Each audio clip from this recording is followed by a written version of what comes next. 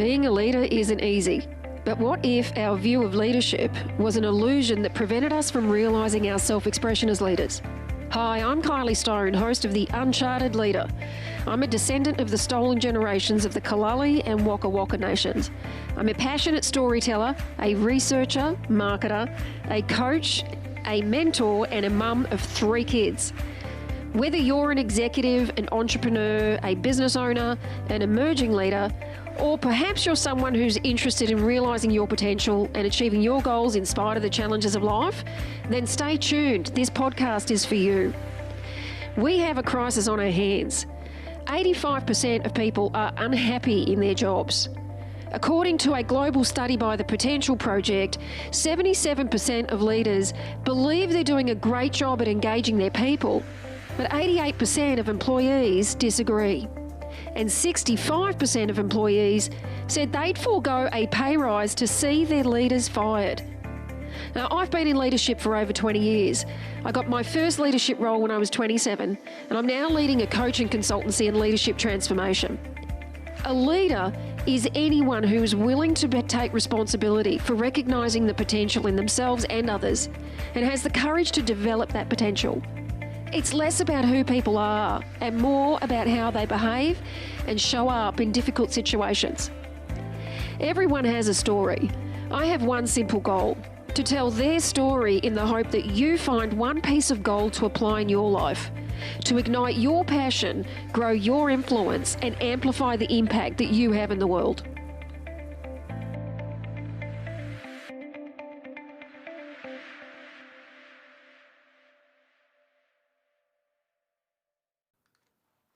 Well, I started my leadership journey over 20 years ago, and whilst there was one common thread about one of the biggest challenges called, what many say, soft skills, how do we handle people, I have come to realise that, in fact, I think one of the hidden secrets that is a big challenge for all of us as leaders and those who are emerging as leaders is this thing about how to make decisions. Now, let's be honest. I think all of us would say that making decisions is just something that we do. And at the same time, it's just our job. It's our job to make decisions. So we don't think we have to go looking for help. In fact, if you think you have to go looking for help, that looks bad.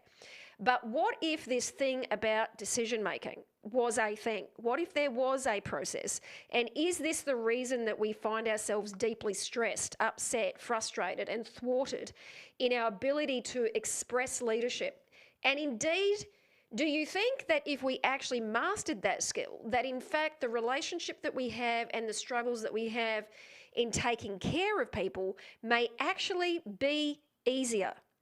So that's a couple of questions that I've got today for my guest. I'm very thrilled to be sitting here today with Paul Gordon. Paul is the expert in decision-making processes. Amongst many things, that process that he's used as a consultant for 15 years. He's here today. I asked him to come and talk to me about this thing, about decision making, quite frankly, because I didn't understand the process myself. And I couldn't think of anybody better than Paul to talk about this. I had a number of queries coming from people that I know and from clients when I asked them, what is the one thing that you'd really like to develop in? And I was really shocked when they said critical decision-making skills. Because honestly, I did think I was pretty good, and I thought, well, I could solve that problem. And then I went, I have no idea how to solve that problem. So please welcome, thank you for being here today, Paul. Thank you, Kylie. Great to be here. So I do want to start with finding out a little bit about your area of expertise and specifically about what it is that you do. So why don't I hand over to you on that, if you can tell us about what that is? Absolutely, yes. So, great place to start from, because I think most people in the world don't realize that decision making is a thing. It's just something that we do. Decisions happen, away we go.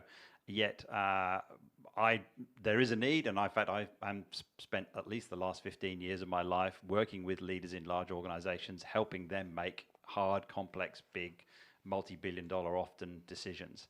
And most people I start working with, the first thing is there is a surprise. There is even a body of science called decision. So some people might call me a decision scientist. That doesn't mean I wear a white coat with pens in my pocket, but there is a realm of science. And in fact, it's a fascinating realm because it's wrapped up from psychology, from economics, from statistics, across a whole range of spectrums, including, of course, a lot of those things you mentioned earlier, those soft skills.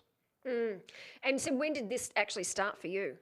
I guess my journey in the world of decision-making expertise started about 15 years ago when I was in the middle of running a software startup that I'd created myself. And it was, I was having some fun with it, but it wasn't quite setting the world alight. I then came across someone who had a consultancy in decision-making, and I thought, that sounds interesting. He was looking for some help with the technology. So he and I together joined forces and created the firm that I now run in Australia and New Zealand today. And that was a kind of a bit of happenstance on the one hand, but also driven by my interest in, I guess I like the technology, I like software, but more importantly, I like how that connects with people. And, for me, the biggest fun that I have is in bringing groups of people together to make hard decisions supported by software, data, and technology. So, given this question I did have about decision making itself, seems like why would we bother talking about that? I mean, really, what? I mean, it's just something that's part of our everyday life, right? We make decisions every single day. Why would anybody reach out to a consultant, firstly, to confess the fact that they think, it seems to me like you'd have to make a confession that you need somebody to help you make decisions. Is that a fair comment? That's exactly right. It is. And I'll be honest, it's one of the perennial challenges of me professionally because, of course, no one is reaching out saying, where can I get help making decisions? So, how I even position what I do is a big challenge. I think, and the kind of the immediate answer to that, I guess, is, like always, is to look at the symptoms first. And the symptoms of people who are struggling with making decisions might not look like it's a decision-making problem. For them, it might occur like the team isn't aligned, they're not delivering on the strategy, the business isn't performing in the way they thought it would, they feel disconnected, a whole range of symptomatic things, which as soon as I get a conversation with them, okay, there's the root cause there is your decision-making process and the way you're making decisions. So that's, I guess, what causes people to either to find us or, frankly, for us to find them is to see those problems going on in the world. Yeah, okay, great point. So I guess then the question becomes, it sounds like you've got a few problems that you end up solving for people. So let's start with that. What are some of the key or common problems that you know that you're addressing with this? Yeah, great. And that's often where we start. So I guess the first and foremost, one of the biggest problems we solve is with an organization that feels it's unsustainable into the future. So they look at either the money they're making or the funding they've got if they're a public sector organization. They look at what they've got to do over time and they realize the two don't add up. And often they come to that realization after they've done what one might consider the traditional approaches of cost savings, efficiency, centralization of resources, all those good things, and then they realize that hasn't solved the problem for them. So that kind of long-term sustainability, especially from a financial performance perspective, is one of the big problems that we help solve, because underneath that is a decision, or lots of decisions, particularly around what should we be doing, what shouldn't we doing, what should we stop, what should we do more of, what should we do less of. And those are the kind of decisions that would prompt me to go, yeah, I can see how we can help there. So that's, I guess, probably our biggest, most common thing that we do. And, we've looked at that in multi-billion-dollar organizations in looking at the entire organization. I guess the next thing where people have a challenge is they're living in a world of frustration because their desk is piling up with too much to do. They haven't got the people to do it. They haven't got the resources to do it, whatever that might be. In fact, a classic example there is, we work with chief information officers whose list of IT projects that they've got to execute never gets any shorter. And the more the world embraces technology, the more they're under the pump. And so their challenge there is, which projects should I proceed with, which shouldn't I? and how do I tell the people whose projects I'm not going to do that I'm not going to do their project. And so I guess that's the kind of the next challenge. And then I suppose another big challenge we have is what I'd call one-off decisions. So, we're facing a major challenge. What do we do? Do we open up a new market? Do we move our head office? Do we, launch a new product? So kind of one-off, what's the right thing to do kind of decisions. I've also, so there's a few big ones there. In fact, I do want to make sure today, given we've got a limited period of time, this sounds like there's like a can of worms actually. So in fact, what I'd like to do is certainly touch on each of those points, but I think what we'll do, Paul, is we'll come back and we'll do a series of conversations specifically about, so that we can make this particular one focused on one of those problems that you do solve. Yeah, the other one I have a question about is, certainly from my own experience, I know in corporate there was this ongoing challenge where you'd have a great vision or a great purpose or goals that you've got, and then somehow the strategy, the execution of the strategy falls over. Is that something that you've also found? Oh yeah, that's and the out there in the world, people call that the challenge of bridging the strategy execution gap. And often corporates will have this beautiful strategy. Maybe they've paid a lot of money for external consultants to help them develop this strategy, and then it sits in the CEO's desk's top drawer and never gets looked at again after it's been produced, and the business just goes on doing what they're doing. And again, it doesn't look like a decision-making problem, but actually underneath that, what we find the root of that not being effective is the decisions around which strategic initiatives should we pursue, which shouldn't we pursue, which ones do deliver on our strategic goals, which don't, where should we put our best, our resource to really deliver on the strategy. And most organizations are poor at that and don't realize that what's going on is a decision-making issue. I've got one more question before we work out which one we're going to dig into today, and that's the area that I know that as a consultant is probably a big challenge, but the fact that you specialise in decision making, I have a question about how you end up influencing the decisions when you're not the person who's actually in the organisation making the decisions. Like, it seems to me like that would be a rather difficult thing to do. It's like when you're in a job but you don't have the title in an organisation. It's not just from a consultant but to a client's perspective. But in any business, if you're not the boss or you're not the one who has the title and the authority, it's pretty hard to influence the decisions that you feel you want to make. Is this an area that you've got much, what do I say, talent in that area? But it occurs to me that lands somewhere in the area of decision making. Is that fair to say? Oh, absolutely, yeah. And there's a couple of different ways to look at that. So, firstly, I suppose it's the perennial problem of any, let's say, professional service provider like consultants like us. We're outside an organization trying to help an organization improve what it does, work more effectively, make better decisions, and we have no direct say over that. So a lot of what I find myself and my team doing is working with leadership teams in having them see for themselves the value of better decision making. The other side, I guess, it's which is I guess kind of the core of how we work, is people, and let's use this nice generic term, stakeholders, often experience no ability to influence or impact or get involved in decisions that directly affect them. My favorite example, of course, is the citizens of this beautiful country, Australia. How often would we actually say we get a chance to have a say in the decisions that are made by the government? Okay, we get to vote, but that's a pretty indirect method of decision making. Frankly, if the right person gets in, do they then execute the decisions you want? So I think two different things. We work almost always on the basis of how do you have stakeholders participate actively? What's the kind of decision process that enables someone to go, no, I really have a say in that decision, not just some kind of token, here's my opinion, but no, I really get to influence that decision. And that's a lot of that is down to really good process and requires often, of course I would say this, but requires often independent expertise to support that process, which then kind of loops back to the first point, which is our challenge of being able to influence leadership teams in using good decision process. So, and I guess I don't want to run avoid leading anyone up the garden path. Our role is never to influence the decision because, of course, we're external. Our job is to influence the use of good process. And that's, in some respects, even more of a challenge because, frankly, of course, I won't name any names, but there are many consultants out there who make a living from advising on decisions and saying, here's the right course of action, you should do this. Right. That is not what we do.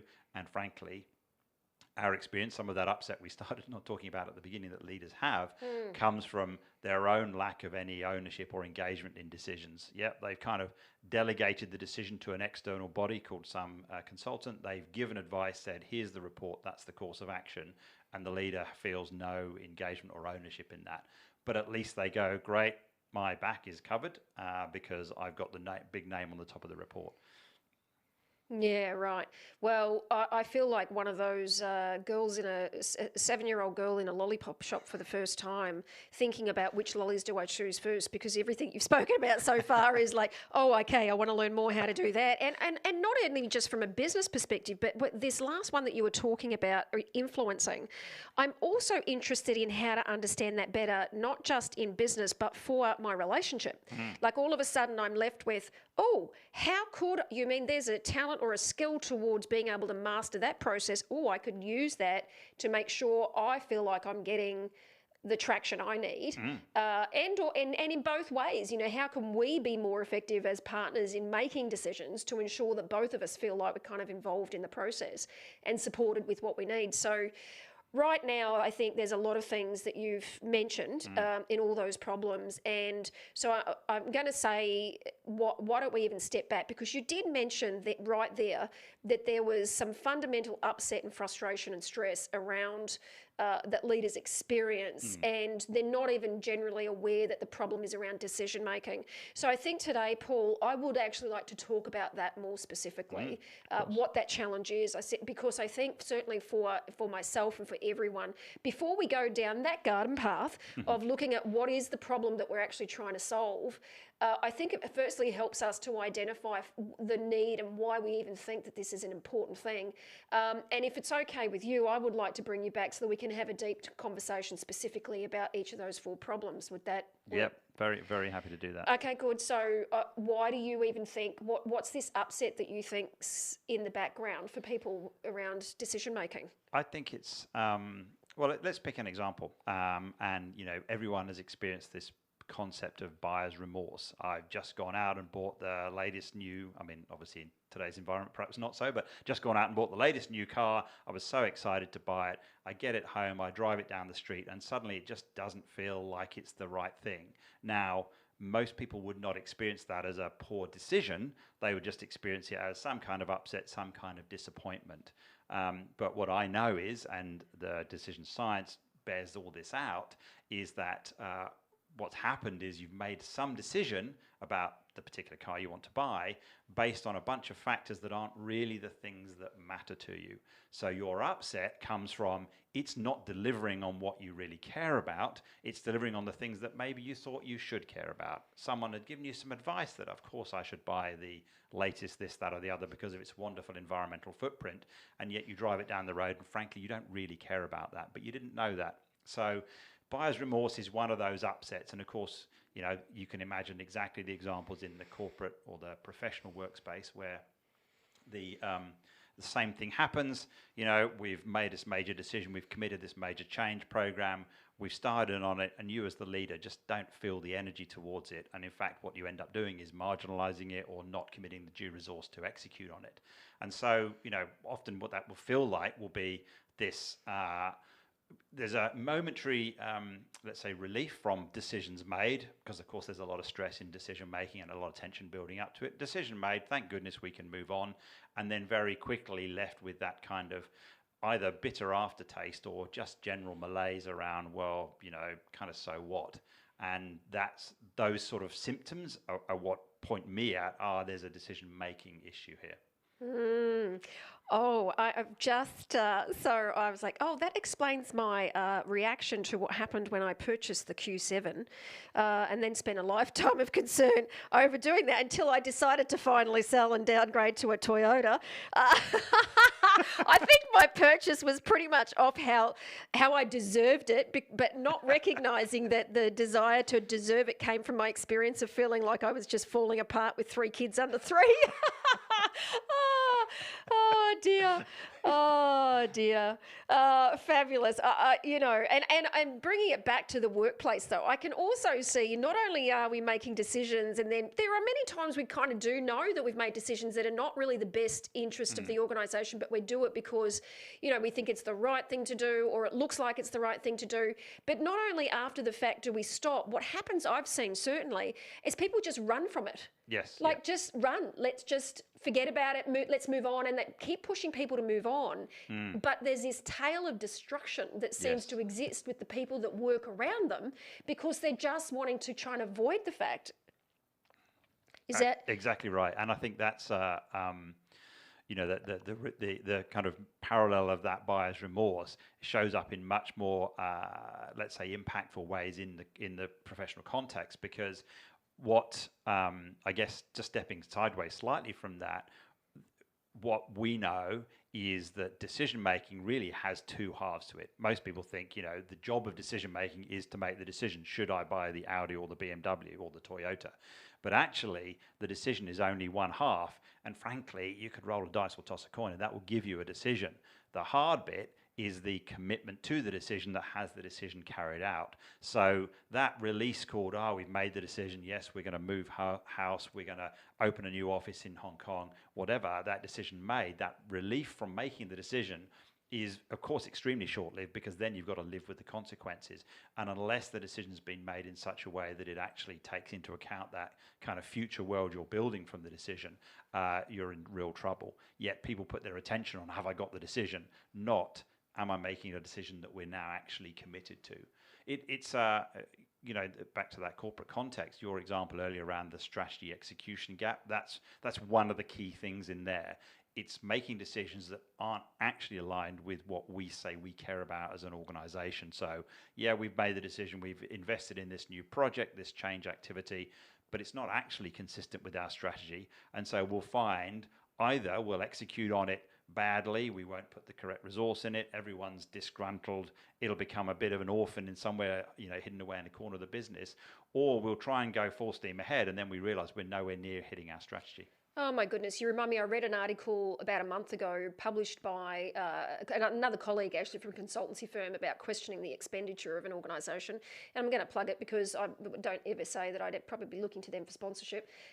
McDonald's spent over $3 million on a CRM system without actually doing the clearly the right decision-making processes, and they ended up getting rid of it. Yeah. $3 million.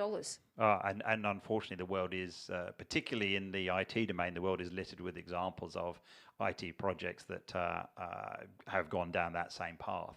And in fact, we have done work in that realm, and it's been interesting to jump into the realm of procurement of major IT systems and look at how it's typically done, and see for us, because of as I walk around the world and look, what I see is decisions everywhere.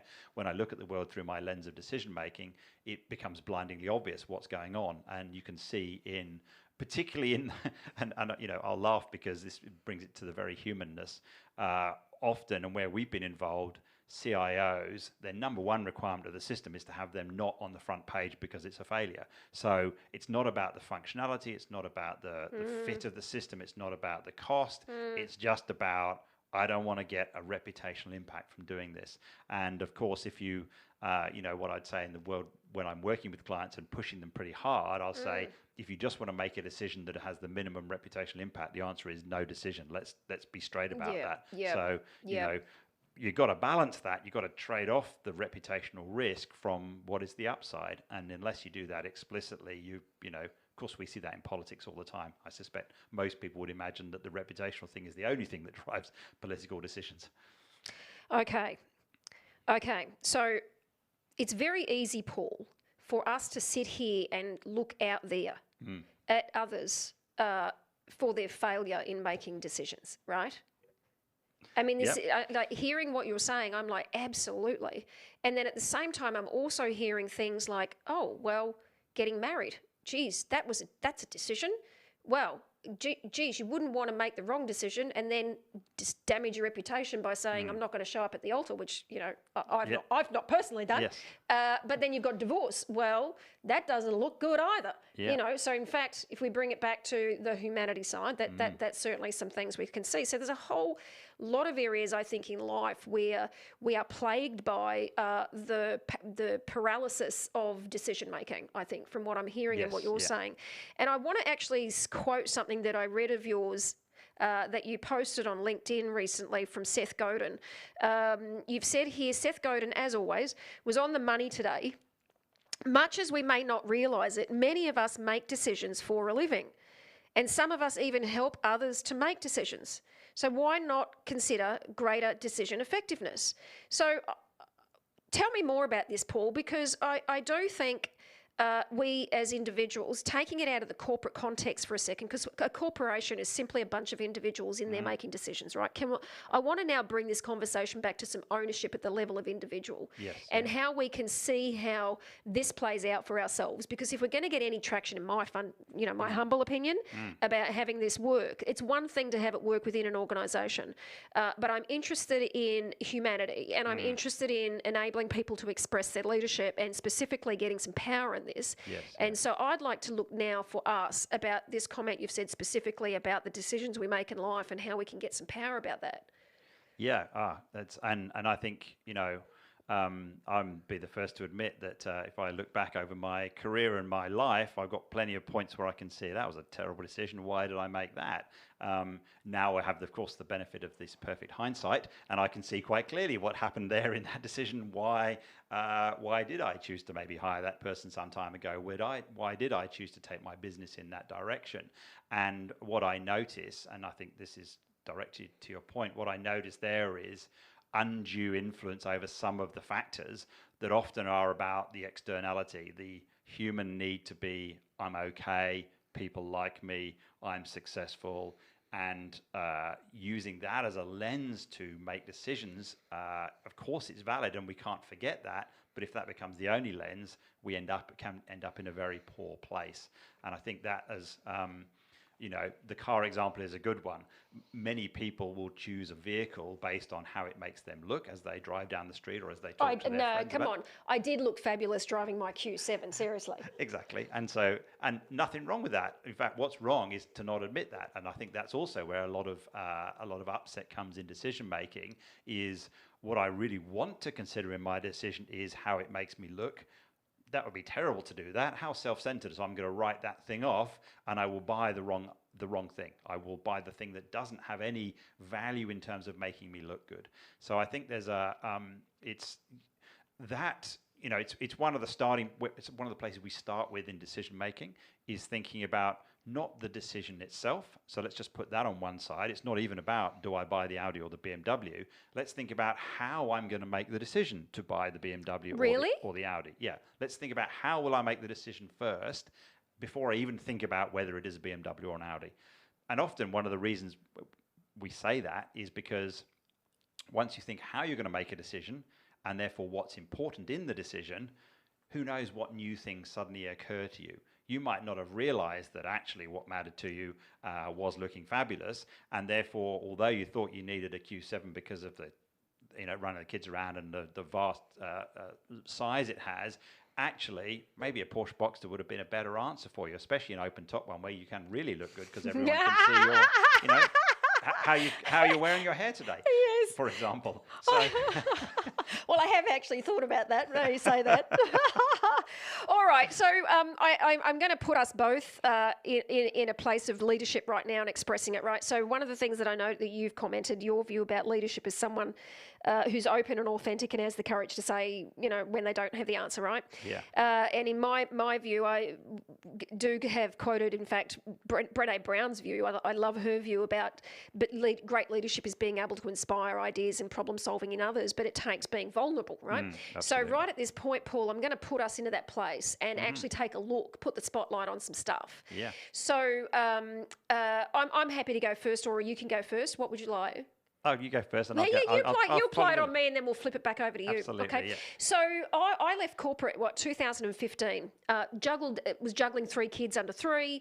Was unhappy in my job, but at the same time I couldn't get flex work options. Right. Right. There was just not. It was not possible. Now I was great. I negotiated part time. I still had the senior level authority, but I no longer had a team. I had no budget decision making. Like I kind of lost all the stuff that I really loved. Yeah. Right. Yeah. So 3 months down the track, I'm bitter.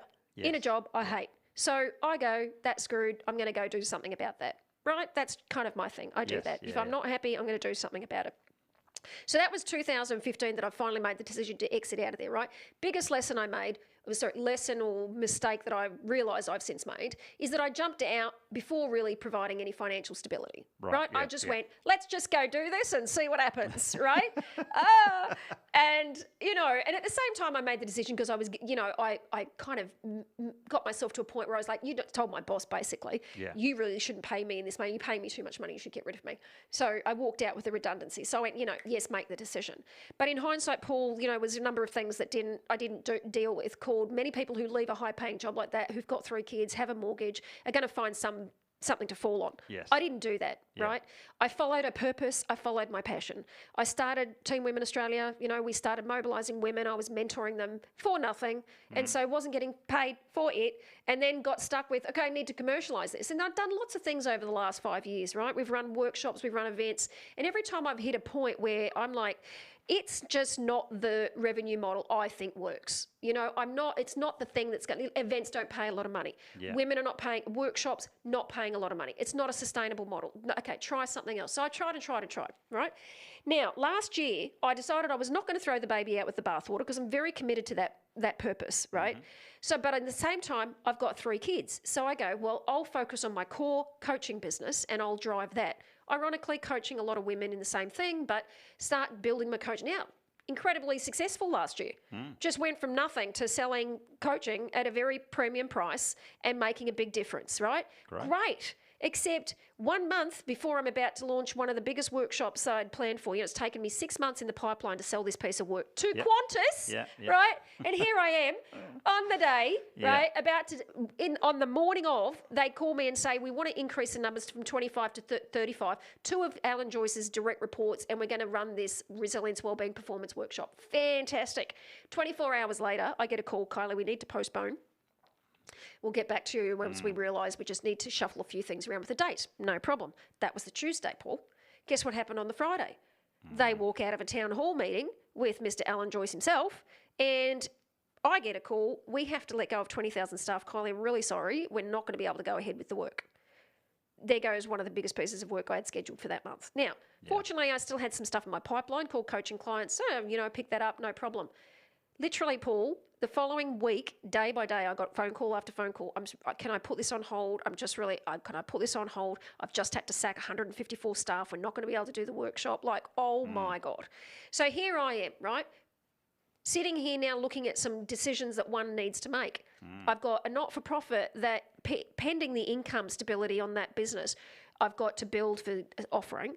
Do I keep going with that or do I throw it out? Do I then just go, no, put all your eggs in your one basket? Oh, but if you spread yourself too thinly, you're never going to be successful in anything. So all of a sudden I'm confronted with all of this dialogue around making decisions. And quite frankly, one of the reasons when I reached out to you was like, I think my problem's decision making. I actually don't think the problem's out there in the business solutions at all. All the design, all the vision, all the structure, all the offering. I'm like, I think I'm just stuck on making a decision. Well, good on you for spotting that could be what's going on, because I guess this current time we're in right now is really shining a light on some of these issues for us, because what you talked about there is what I call in my professional context the idea of trade-offs. There are some things I can have and some things I can't have, and if I have this, I don't get to have that. How do I make that trade-off? I can hear you grappling with the trade-off between, the commercial success and the business model versus the purpose, and maybe the purpose doesn't actually naturally land in a place that makes money. How do I do about that? When you left your corporate job, you made the trade-off around follow my purpose and forget about financial stability. Yet you then went, I'd gone hard over on. So that's what I can hear, and like I say, the times right now in the middle of this coronavirus pandemic, people are having to make some very stark trade-offs. And the neuroscience as well as I do. One of the biggest challenges is how our brain is working and driving some of our decision making without us even realizing. So the cognitive biases that are unconscious to us yet are there playing away. And right now, we as humans are terrible at thinking long term. We'll always have jam today, not jam tomorrow. And when we're sitting in the middle of a pandemic, in isolation, in a world where we can't see, this afternoon, let alone tomorrow or next week, it's really easy to be making those decisions in a very short-term context. And I am doing that, Paul. Even last night, right, I went and scheduled a 7-week online program. Now, in applying the resilience, because I've been getting called up a lot lately around all of my expertise to help people. But of course, it's all for free at the moment because no one can afford anything. Now, I don't care. I'm okay with that at the moment. I mean, I'm no worse off, right? Yeah. So I'm like, no way. I'm going to make a difference. I'm going to give this stuff. People need to see this stuff so it makes a difference, right? Yeah. And then at the same time, I'm going, yeah, okay, well, if you're going to do that, then it's probably the right time for you to now put something out there online so that people can do it over 7 weeks and start selling for it. But then I had this, the last 24 hours, I'm like, that's just, you're operating yourself now out of your own limbic brain. You're making the decision to do that on the fear of money. You're not doing it based on you thinking strategically about whether it's the right time. So last night I made the decision, I'm putting it on hold. Right? I just went, no, I'm going to make the call. Also because there was an announcement last night about kids going back to school not until 11th of May. Right. Now, I was going to start that program on the 5th of May before they go back to school. Yeah. And I thought, I'm just going to do the same thing to myself. I'm going to, without actually, it's all about limbic brain reaction rather than short term, immediate gratification, just to put a few bucks in my bank account, which, mind you, would help immensely considering my situation. So, okay, not going to do that. I need to step back and practice what I preach here called think more clearly using your prefrontal cortex. Do think strategically because you could very well go down the path now of short-term gratification, be a year down the track, and you've actually not really unpacked the proper strategy. It's one of the things I see. It feels like in this current environment, the world of business is split into two halves. There are those that are saying we've just got to hunker down and hang on, and once this is all through, then we can start to look forward. And I totally get that. You can see how so many sectors have been decimated by what's happening right now, and so there's no surprise and no judgment on me on people taking that choice. But that's one half of the world. The other half of the world is saying this will pass, and the job is to be set up for when it does pass that we can accelerate as quickly as possible off the back of it. And so what does it take to do that? And that's a classic short-term here and now trade-off versus long-term. Plus the fact that we as human beings are naturally risk averse, so anything that feels like it's got risk in it, do we really want to pursue that? And so what I would say is, and I know you're not asking for an answer, but I'm a consultant. I don't know about that. Oh, come on. No, seriously. Oh my goodness, because that's part of my brain wiring, right? Like there's absolutely the part that I know there's the discovery for myself. I get that. And at the same time, I'd be lying if I didn't say, no, just give me the answers. Let me go drive through Macca's right now. Here's my order. Please give me what I need to know. Oh, well, there you go. So, and of course, in true consulting style, the answer I would give is more about how you think about it rather than what is the way to think. Yeah, and right. And frankly, that is what most of my days are spent doing. It's bringing decision process to people who are grappling with the problem. And one of the things I would say in any decision process is to kind of get explicit about what it is you're dealing with. Because of that, so much influence from our limbic brain driven by unconscious bias. When we're facing the push the buy now button, we will act on that basis. One of the tasks, the opportunities is to say, how can I step back from that for a moment? And what I'd say is just pause and write down, what are some of the options I'm even considering? Let me have them all on the table in front of me. Because often the the way the world presents itself to us is something comes at us and says, decide now. Oh, yeah. And of course, we know the world of marketing and advertising is geared towards that. It's driving us to make that decision here and now rather than have it in a considered way. So what I would always say is, and it's really hard right now because there's so much immediacy, but actually you've got to pause for a moment. So what are the different things I could consider going forward on the one hand, and on the other hand, what actually do I care about? And I care about more than one thing. We always do. So I do care about financial stability. So that is important. I shouldn't discount that, and otherwise you find yourself where you did after you left your corporate role. That's right. But equally, I mustn't forget I do care about the difference I'm making, the purpose, the well-being of my family, my friends. I care about those things. So if that's the mix of things that matter to me right now, and it might even just be, I also care about just feeling good about myself. And again, there's no judgment in what you feel good about or what matters to you. It is what matters to you. That's clear. Here's the things I could look at going forward, the different alternatives and options that I've got. Like I said earlier about the car, once you're clear on what you care about, sometimes new alternatives emerge for you. You suddenly go, oh, I do really care about, I don't know, supporting my local community. So maybe one of the things I could do is, I don't know, set up a book exchange on my porch or whatever. Then you've got your alternatives, what you care about, and now at least you've got a clear picture of everything. So now I can start to, in a more considered way, starting to use that critical thinking part of the brain, start to pick it apart and say, well, I can pursue here, I can pursue here, I can pursue with this, I can pursue with this. It's and you know, when we immediately scale that up into the kind of corporate context, that's the sort of thing that might take 6 months for the kind of process we'd run, is picking all that apart and then reassembling it.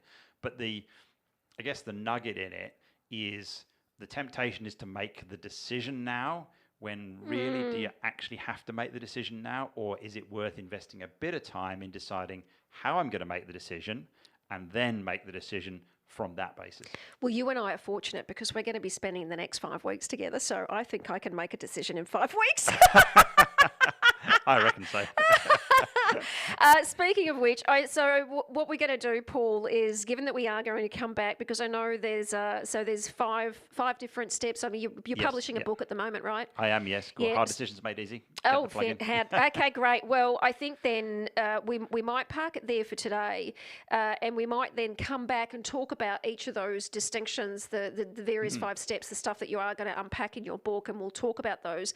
So what I would like to do is say, you know, certainly from while I'm sitting here with one major decision that I'm obviously up against at the moment, is, you know, to join us again next week but come to the podcast with a list of the different decisions that you're currently facing in life, because let's face it, obviously, Paul, right now there's a lot. Yes, yeah. And whether you're running an organisation and you're dealing with a lot of decisions you have to make, maybe you are, even at home, you've got a lot of decisions that you need to make. We're all faced with having to make a lot of decisions right now. Yeah. And so what I would say is come back to our conversation next week with your notebook, with a list of things that you know that you've got to make a decision about, and join us for the next 5 weeks as we unpack some of the key areas and decisions and processes around being able to make those decisions. And in the meantime, though, Paul, if somebody wanted to reach out and connect with you, what's the best way for them to do that?